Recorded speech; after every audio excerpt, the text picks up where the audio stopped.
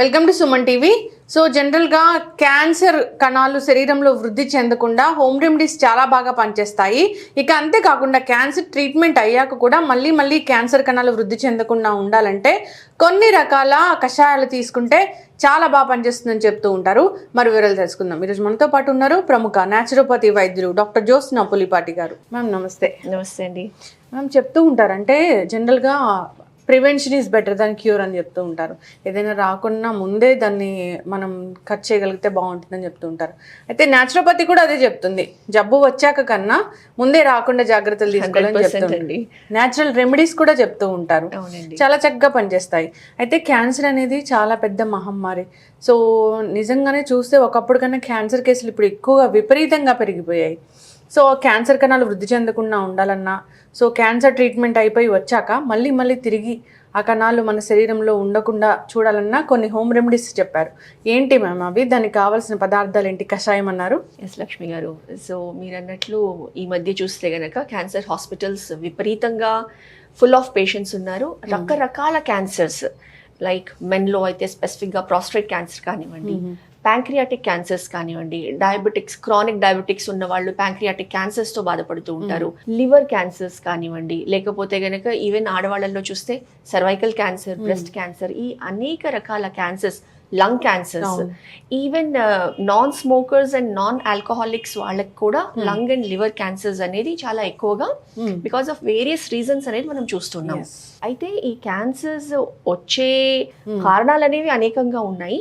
చాలా మంది క్యాన్సర్స్ బారిన పడిన తర్వాత ఈ కీమోథెరపీ, రేడియోథెరపీ ట్రీట్మెంట్స్ తీసుకున్న తర్వాత రికవరీ ఫేజ్లో ఉన్న టైంలో బాడీని కంప్లీట్గా రిజ్యువనేటెడ్ రికవర్ అవ్వడానికి అండ్ ఈ థెరపీస్వి వచ్చే ఆ ఎఫెక్ట్స్ ఏవైతే ఉంటాయో దాంతో శరీరంలో వాళ్ళు పడే పెయిన్స్ కానివ్వండి, రికవరీ టైం కానివ్వండి, ఇవంతా కూడా తగ్గించడానికి, plus normal healthy people cancer బారిన అసలు పడకుండా ఉండడానికి మంచి ఎక్సలెంట్ ఇది ఒక కషాయం అండి. మనము న్యాచురల్గానే అంతకు ముందు చాలా దాని ఇంపార్టెన్స్ తెలిసి ఉండేది, కానీ ఈ మధ్య కాలంలో మనం ఇది యూజ్ చేయలేదు. అయితే బనానా పీల్, మనం తినే అరటిపండు తొక్కలో ఉన్న విశిష్టమైన గుణాలతో మనం తయారు చేద్దామండి ఈ కషాయం. అయితే డాక్టర్ గారు, ప్రిపరేషన్ కన్నా ముందు సో అంటే మీరు న్యాచురోపతి వైద్యులు, ఎప్పటి నుంచో చాలా ఎక్స్పీరియన్స్ ఉన్న వైద్యులు. సో ఈ క్యాన్సర్స్ కావచ్చు లేదా రకరకాల ట్రీట్మెంట్స్ తీసుకుని సర్జరీస్ తర్వాత కావచ్చు, బాడీ అనేది చాలా డీలా పడిపోతుంది, చాలా నీరస పడిపోతుంది. అలాంటప్పుడు వాళ్ళకి ఖచ్చితంగా సో బాడీ మళ్ళీ యథాస్థితికి రావాలన్నా, ఆ పెయిన్స్ తగ్గాలన్నా, ఇన్ఫ్లమేషన్ తగ్గాలన్నా కానీ న్యాచురోపతి వైద్య విధానం అనేది చాలా బాగా పనిచేస్తుందని చెప్తూ ఉంటారు. సో ఎలాంటి వాళ్ళు కాంటాక్ట్ చేయొచ్చు మిమ్మల్ని? సో ఎవరైతే ఆల్రెడీ క్యాన్సర్స్ ట్రీట్మెంట్ ఫేజ్లో ఉన్నారు, లేకపోతే ఇప్పుడే ఎర్లీ డయాగ్నోసిస్లో క్యాన్సర్స్ డయాగ్నోస్ అయి ఉన్నారు, అలాంటి వాళ్ళు మనల్ని కాంటాక్ట్ చేస్తే కనుక మనం కొన్ని థెరపీస్, న్యాచురల్గా ఉండే థెరపీస్ యూజ్ చేస్తామండి. దాంతో మనము కన్సల్ట్ అయినప్పుడు చెప్పగలుగుతాము వాళ్ళని ఎంతవరకు మనం హెల్ప్ చేయగలుగుతాము. ఎందుకంటే లేటర్ ఎండ్ స్టేజ్లో వచ్చారనుకోండి, ఛాన్సెస్ కొంచెం తక్కువ ఉంటుంది. కానీ ఇమ్మీడియట్ గా డయాగ్నోస్ అయినప్పుడు, లేకపోతే ఆల్రెడీ క్యాన్సర్స్ ట్రీట్ అయ్యి కీమోథెరపీ, రేడియోథెరపీ తీసుకొని ట్రీట్మెంట్ అయిన తర్వాత రికవరీ ఫేజ్ లో ఉన్న వాళ్ళు అయితే గనక బాడీ ఫాస్ట్ గా రికవర్ అవ్వడానికి, కోపప్ అవ్వడానికి మనల్ని కాంటాక్ట్ చేస్తే గనక మనం different kind of natural therapies తో వాళ్ళకి హెల్ప్ చేయగలుగుతాం. అంటే ఇమ్యూనిటీ బూస్ట్ చేయగలుగుతాము, సెల్యులర్ రీజువనేషన్ అనేది క్విక్ గా తీసుకొని రాగలుగుతాము. ఏవైతే యాంటీ ఆక్సిడెంట్స్ అంటే బాడీలో కావాల్సిన ఇన్ఫ్లమేషన్ తగ్గించడము, ఆక్సిడేషన్ ఇంప్రూవ్ చేయడానికి ఓజోన్ థెరపీ అనే మంచి థెరపీ మనం ప్రాక్టీస్ చేస్తున్నామండి. ఎక్సలెంట్ గా హెల్ప్ చేస్తుంది ఈ థెరపీ. ఓజోన్ థెరపీ చెప్తూ ఉంటారు, చాలా ఫేమస్ థెరపీ అది. బాడీ తొందరగా రికవర్ అవుతుంది ఏదైనా జబ్బు బారిన పడ్డాక అని. అవునండి. సో అది డిఫరెంట్ ఫార్మ్స్ లో మనం బాడీకి అడ్మినిస్ట్రేట్ చేస్తామన్నమాట. సో మనం వాళ్ళు ఉన్న స్టేజ్ ని బట్టి, ఏ క్యాన్సర్, ఏ టైప్ ఆఫ్ క్యాన్సర్ లో ఉన్నారో దీన్ని బట్టి మనం వాళ్ళకి ఈ థెరపీస్ తో న్యాచురల్ గా బాడీని ఫాస్ట్ గా రిజ్యూనేట్ చేయడానికి హెల్ప్ చేయగలుగుతాం. ఎస్, ఖచ్చితంగా మ్యామ్. బాడీ స్ట్రాంగ్ గా ఉన్నట్లయితే కనుక సో ఎంతటి జబ్బు అయినా ఈజీగా తగ్గిపోతుంది. ఎస్, క్యాన్సర్ ని తగ్గించే కషాయం అని చెప్పారు. సో క్యాన్సర్ మళ్ళీ రాకుండా ఉండాలన్నా కానీ కషాయం తీసుకోవచ్చు అని చెప్పారు. సో బనానా పీల్ తోని కషాయము. కావలసిన పదార్థాలు, సో కావాల్సిన పదార్థాలు మనం ఒక 2 బనానా పీల్స్ చిన్న పీసెస్ లో కట్ చేసుకుని ఉన్నామండి. దీంతో పాటు లవంగాలు. ఇవి రిచ్ ఇన్ యాంటీ ఆక్సిడెంట్స్, తర్వాత యాంటీ ఇన్ఫ్లమేషన్, బాడీలో ఇన్ఫ్లమేషన్ తగ్గించే ప్రాపర్టీస్ మనకి లవంగాల్లో ఉంది. అదేవిధంగా దాల్చిన చెక్క. సో ఈ 2 హర్బ్స్ మామూలుగా మనం కిచెన్ లో వాడుతూ ఉంటాము. అండ్ మంచి ఆర్గానిక్, మంచి పసుపు. సో వీటన్నిటిలో కూడా చూస్తే గనక మనకి తెలుసు ఈ ఆర్గానిక్ పసుపులో యాంటీ క్యాన్సర్ ప్రాపర్టీస్ ఉన్నాయి, యాంటీ ఇన్ఫ్లమేషన్ ప్రాపర్టీస్ ఉన్నాయి. అదే విధంగా లవంగాల్లో చెక్కలు కూడా ఉన్నాయి. కానీ ఇందులో ఉన్న ఈ స్పెషల్ ఇంగ్రీడియంట్ వచ్చేసి మన బనానా పీల్ అండి. అసలు తొక్కే కదా అని తీసిపడేస్తాం, అసలు మనం యూస్ కూడా చేయము. అయితే నా ఎక్స్పీరియన్స్ లో కూడానండి, చిన్నప్పుడు మా అమ్మమ్మ, మా నానమ్మ వాళ్ళు అరటిపండు తిన్న తర్వాత ఆ తొక్కలో ఉన్న వైటిష్ ఇది ఉంటుంది కదా లేయర్, ఖచ్చితంగా తినేవాళ్ళు. వాళ్ళు తిని ఉత్త పైన తోలు మాత్రం పడేసేవాళ్ళు.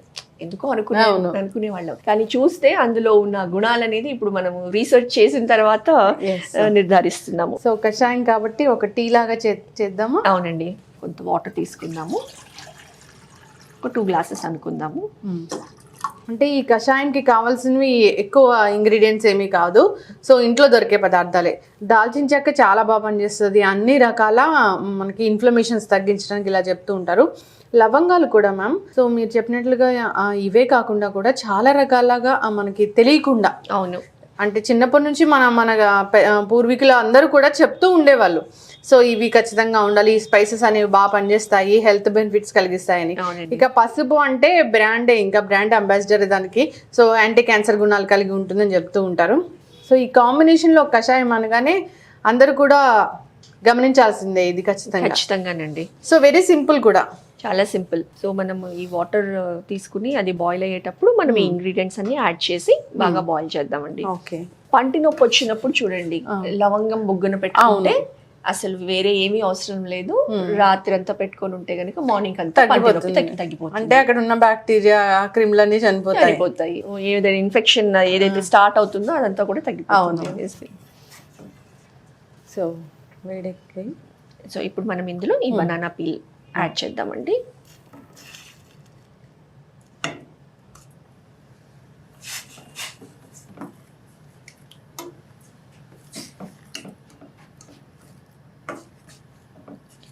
చాలామంది వాళ్ళ తాత ముత్తాతలకో లేదా వాళ్ళ 4 ఫాదర్స్ ఎవరికో ఇలాంటి క్యాన్సర్ ఉంది అన్నప్పుడు భయపడుతూ ఉంటారు, జెనెటికల్గా కూడా వస్తుందేమోనని. సో అలాంటి వాళ్ళు కూడా ప్రతిరోజు తీసుకుంటే మంచిదే, చాలా మంచిదండి. సో ఇందులో మనం ఒక 8 to 10 లవంగాలు యాడ్ చేద్దామండి. ఒక 2-3 1 inch పీసెస్ దాల్చిన చెక్క యాడ్ చేద్దాము. బాగా పండిన బనానా అయితే ఇంకా బాగుంటుంది అనుకుంటా. అవునండి, అందులో ఈ తెలుపు ఏదైతే ఉందో అది ఎగ్జాక్ట్ ఈ లేయర్ అయితే అది రావాలి మనకి. ఒక 1/2 teaspoon మనం పసుపు యాడ్ చేద్దాం. ఓకే, ఒక 5 minutes 10 minutes టైం అంతే బాయిల్ అయిపోతే ఎంత మంచి కషాయం రెడీ అవుతుందో. సో బాడీలో ఇన్ఫ్లమేషన్ తగ్గిస్తుంది, క్యాన్సర్ కణాలు వృద్ధి చెందకుండా ఉంటాయి. నిజంగా ఏదైనా పెయిన్స్ అలాంటివి వచ్చే ఉన్నా కానీ తగ్గిపోతాయండి. అంటే ఈవెన్ క్యాన్సర్ నుంచి రికవరీ అయ్యే వాళ్ళు తట్టుకోగలుగుతారు. వాళ్ళు ఒక లిస్ట్ ఆఫ్ మెడికేషన్స్ తీసుకుంటూ ఉంటారు. అంటే యాంటీబయాటిక్స్ కానివ్వండి, లేకపోతే పెయిన్ కిల్లర్స్ కానివ్వండి, న్యాచురల్ సప్లిమెంట్స్ కానివ్వండి. సో ఒక 10 to 15 మెడికేషన్ ఈజీగా తీసుకుంటూ ఉంటారు. అవి తీసుకొని బాడీ కోపప్ అవ్వడానికి మనము వాళ్ళు కనుక వాళ్ళ డైట్ తో పాటు ప్రాపర్ డైట్ తో పాటు ఈ కషాయం తీసుకున్నారనుకోండి, ఇది మార్నింగ్ పరగడుపున తీసుకోవాల్సి ఉంటుందండి.